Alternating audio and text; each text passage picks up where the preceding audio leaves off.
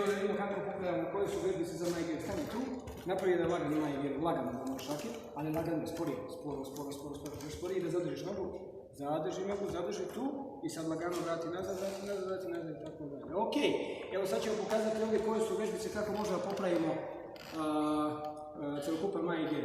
Evo ih nekoliko vežbica koje rade obično atletički i mi ćemo da prepišemo od njih. Znači prva vežbica je sljedeća.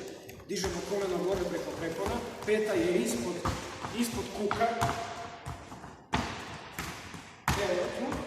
Ruke mi ne trebaju koristiti i ovo je hik jaše, odnosno priprema za majger.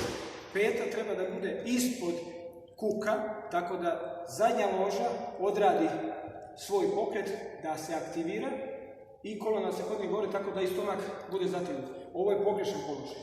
Ovo je pogrešan početni položaj. Tako stopalo ne pravi uopšte amplitudu. Evo da vidimo sad sa prednje strane kako to izgleda. Sljedeća vežba je sljedeća za majke da se ispravlja. Evo je ovdje ovaj način. Ovdje imamo vežbu koja nam pomaže i za majger i za mala šigera. Za majger imamo taj položaj, a ovaj položaj ovdje priprema za mala šigera. Tako da i ova vežba je fantastična. Taj vežba. Druga vežba je da izađemo iz ovih prepona i da radimo ceo pokret. Znači, prvo smo vežbavali prvi deo pokreta, a zatim vežbamo drugi deo pokreta. I evo kako to izgleda. Hop, hop, hop, hop, hop. Na što treba obratiti pažnju? Treba obratiti pažnju da telo nije pozadnje, telo je napred i prsti su prema glavi.